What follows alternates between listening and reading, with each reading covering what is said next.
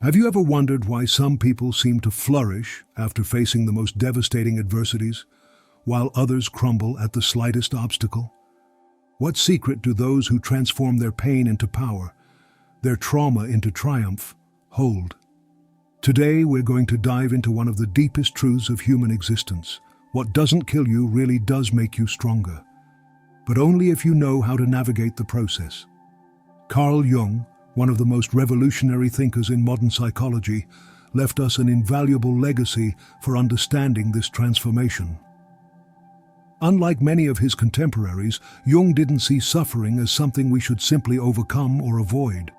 Instead, he considered it the necessary portal to our true inner power. Think about your own life for a moment. Remember that situation you thought would destroy you? Maybe it was a painful breakup, the loss of a loved one, a professional failure that left you exposed, or perhaps a health crisis that forever changed your perspective. In that moment, you felt like your world was crumbling. But today, looking back, can you identify how that pain transformed you, strengthened you, made you wiser? Jung understood something that our modern society constantly tries to deny. Suffering is not an error in the system. It's an integral part of the process of becoming who we truly are. He called it the individuation process, that unique and often painful path each of us must travel to integrate all parts of ourselves, even those we'd prefer to keep in the shadow. This shadow, according to Jung, contains everything we reject or deny in ourselves. These are the parts we consider unacceptable, weak, or shameful. And it's precisely in moments of crisis when our shadow emerges most strongly, challenging us to look it directly in the eyes. Here lies the first great truth about resilience. You cannot transcend what you refuse to face. When you go through a profound crisis, you have two fundamental options. You can run from it, denying it, minimizing it, or distracting yourself with anything that temporarily alleviates the pain. Or you can immerse yourself in it, allowing yourself to feel every emotion, however uncomfortable, and extract the wisdom it contains. The first option offers temporary relief, but condemns you to repeat patterns. The second leads you toward lasting and authentic transformation. Jung said, "There is no birth of consciousness without pain." It's a simple but revolutionary phrase. It suggests that our most significant growth doesn't occur when everything is going well, but precisely when we face our greatest challenges. It's in darkness where we find our brightest light. Think about the people you admire most. Isn't it true that all of them have gone through extraordinary trials? We don't admire those who have had easy lives, but those who have transformed their wounds into wisdom.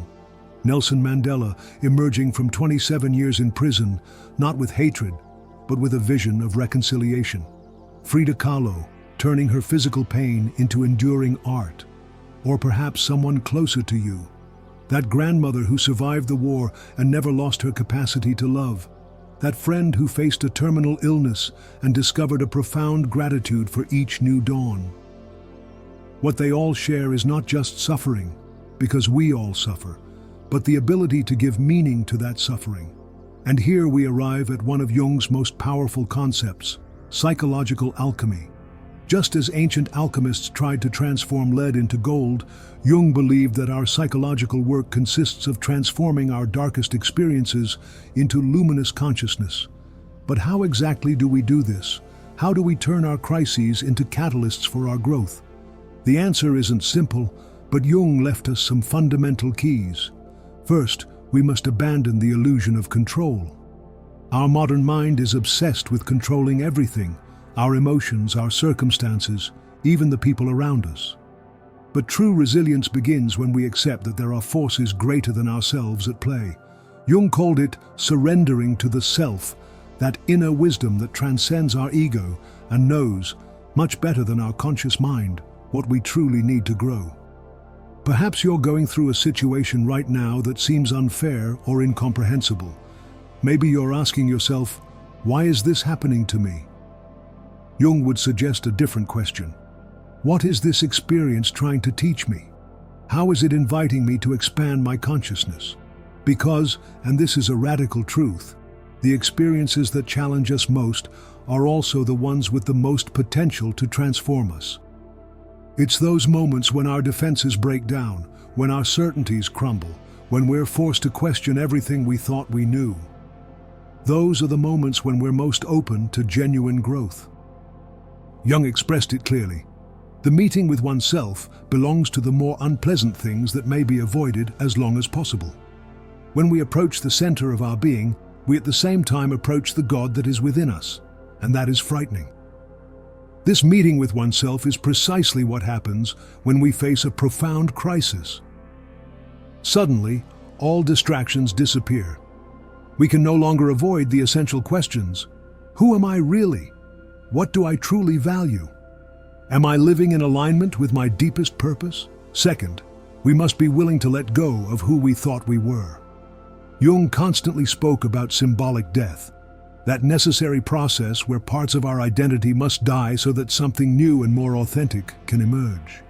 This symbolic death is painful because it involves giving up our certainties, our familiar roles, even relationships that no longer nourish our growth. Think about it. How many times have you clung to a situation, a relationship, or a belief about yourself, even when you already knew deep down that it was time to let go? That clinging, that resistance to natural change, is precisely what intensifies our suffering. As Jung said, what you resist persists, what you accept transforms. Third, we must learn to dialogue with our unconscious.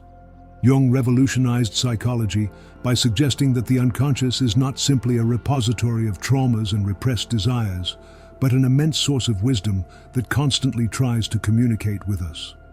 And it does so through dreams, synchronicities, those meaningful coincidences that seem to have a purpose, slips of the tongue, and even our disproportionate emotional reactions. During a crisis, these messages from the unconscious intensify. It's as if that deeper part of us knows exactly what we need to heal and evolve, and takes advantage of the breakdown of our usual defenses to make itself heard. Have you noticed how during the most challenging periods of your life, your dreams become more vivid, more meaningful? Or how you start to notice patterns and connections that previously went unnoticed? Or perhaps you've experienced those moments of sudden clarity, where you suddenly understand something about yourself with a depth you'd never reached before. All of these are manifestations of your unconscious trying to guide you toward integration, toward wholeness. Jung called it the individuation process, that unique path by which we become who we truly are, integrating all our fragmented parts into a coherent and authentic whole. And it's precisely in crises where this process accelerates, as if life were telling us, you can no longer keep ignoring these parts of yourself. It's time to integrate them, or the suffering will continue. Fourth, and perhaps most importantly, we must find meaning in our suffering. Viktor Frankl, who was deeply influenced by Jung, expressed it clearly. Man is not destroyed by suffering. He is destroyed by suffering without meaning. When we can see our trials as part of a greater process, when we can connect them with a purpose that transcends our ego, suffering transforms. We are no longer simply victims of cruel or arbitrary circumstances. We become protagonists of our own transformation story. This doesn't mean denying the pain or pretending everything is perfect. It means integrating that pain into a broader narrative that honors our experience while allowing us to move forward. Jung wrote, "I am not what has happened to me, I am what I choose to become." This phrase encapsulates the essence of true resilience. It's not about denying our wounds or pretending they don't affect us. It's about recognizing that, although we can't always choose what happens to us, we can always choose how we respond to it. And this choice is deeply personal. There is no universal formula for resilience, because each of us has a unique path of individuation. What strengthens one person may destroy another. What represents an opportunity for growth for you may not be for me. Jung constantly reminded us of the importance of honoring our uniqueness, of not trying to fit into external models of what should be our response to suffering. This brings us to another fundamental concept in Jungian psychology, Archetypes. These are universal patterns that reside in the collective unconscious and are activated at significant moments in our lives. During a crisis, 4 archetypes primarily come into play. The wounded one, which connects us to our vulnerability and allows us to recognize our pain without shame. The warrior, which mobilizes our inner strength and determination to face challenges. The orphan, which makes us question all our previous securities and prepares us to find resources within ourselves. And finally, the magician, which represents our capacity to transform our reality, to find creative solutions where before we only saw insurmountable problems. These archetypal energies are not theoretical. They are living forces within each of us that emerge precisely when we need them most. The key, according to Jung, is to recognize them and work consciously with them, instead of being unconsciously dominated by their more destructive aspects. For example, the wounded archetype can manifest as chronic victimhood if we don't integrate it properly. The warrior can become uncontrolled aggression. The orphan can turn into pathological dependence, and the magician into manipulation or denial of reality.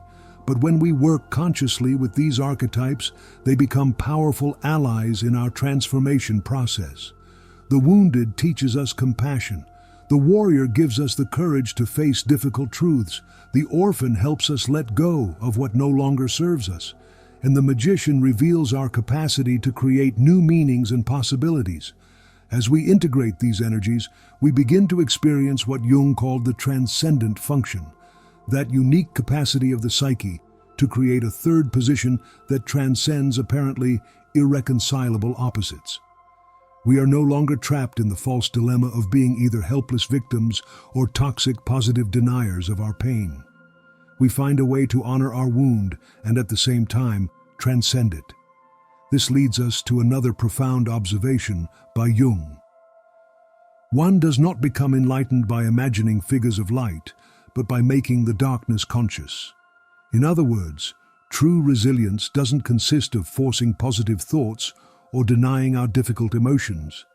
It consists precisely in having the courage to look directly at what we fear most within ourselves. It's in that honest confrontation where we discover that what we feared most doesn't have the power to destroy us. On the contrary, it contains precisely the energy we needed for our transformation. Jung described it perfectly. In all chaos, there is a cosmos. In all disorder, a secret order. When we're in the midst of a crisis, everything seems chaotic, meaningless, even cruel. But if we have the patience and courage to remain in that chaos, we eventually begin to discern a pattern, a purpose, a direction.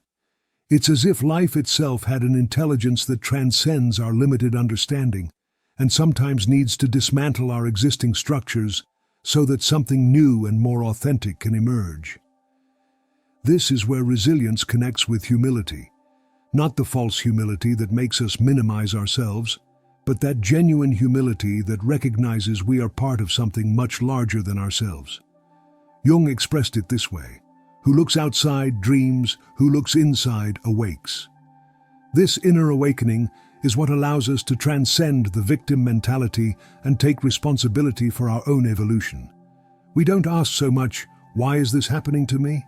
But what can I learn from this? How can this experience help me become who I'm meant to be? And here we arrive at one of the most counterintuitive aspects of resilience, according to Jung. Sometimes we need to break in order to rebuild ourselves in a more authentic and complete way. He called it the necessary wound, that rupture that forces us to abandon false or limiting identities and rediscover ourselves from a deeper and truer place. This idea completely challenges our cultural obsession with avoiding pain at all costs. It suggests that there are certain types of suffering that are not only inevitable, but potentially transformative if we know how to navigate them.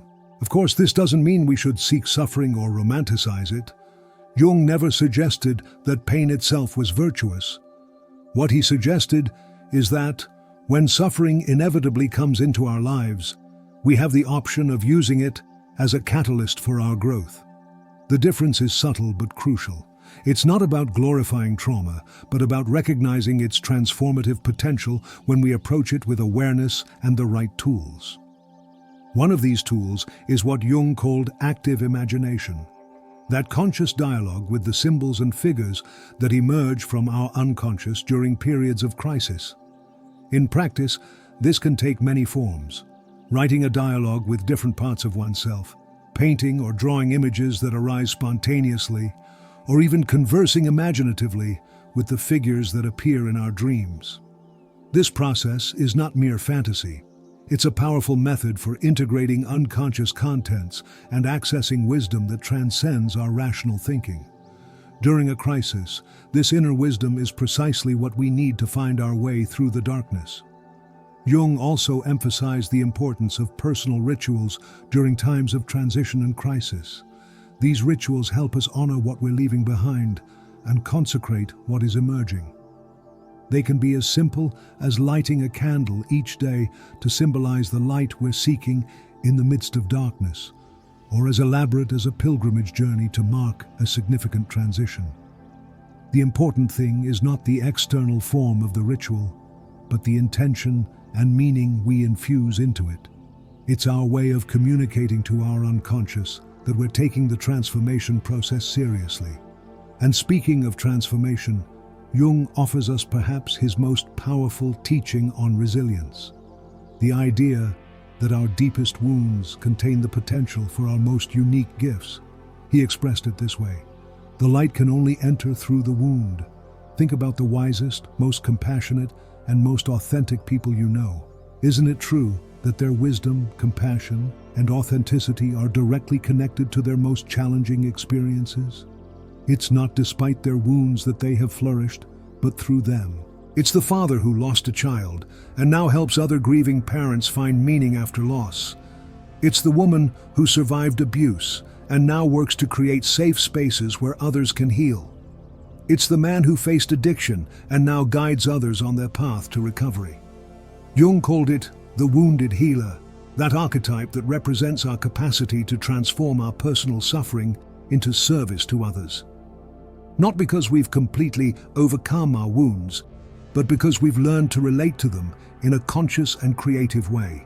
This is perhaps the deepest form of resilience, when our most painful experiences become the source of our greatest contribution to the world, when the lead of our suffering transforms into the gold of our wisdom.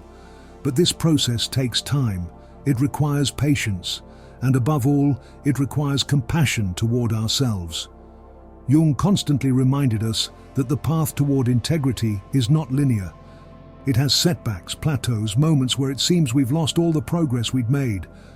In those moments, it's crucial to remember that genuine integration doesn't happen once and for all. It's an ongoing process, a constant dance between light and shadow, between conscious and unconscious, between ego and self. As Jung said, there are no final solutions, only new and deeper questions. And perhaps that's the final essence of true resilience. Not the ability to solve our suffering once and for all, but the willingness to remain open to the questions it poses, to the transformations it invites, to the meanings it reveals. Because in the end, what doesn't kill you really does make you stronger. But only if you're willing to die symbolically to who you thought you were, to be reborn as who you're meant to be. So I ask you, what crisis in your life is waiting to be transformed into opportunity? What wound is waiting to become your most unique gift? What part of you needs to die so that something new and more authentic can be born? These aren't easy questions. But as Jung taught us, the most difficult questions are precisely the ones most worth exploring, because in them lies the promise of our deepest transformation. And remember, you're not alone in this process.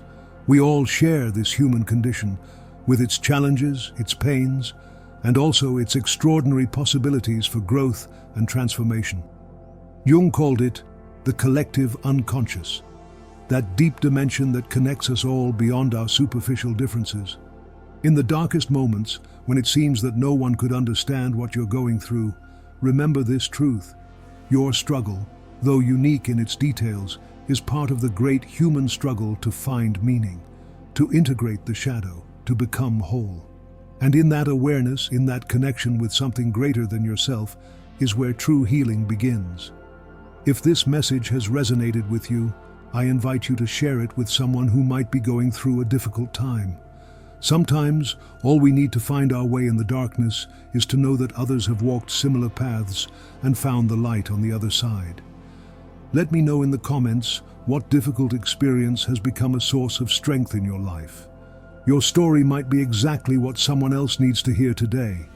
Remember to hit the notification bell and subscribe so you don't miss more content on depth psychology, authentic personal development, and the transformative teachings of Carl Jung.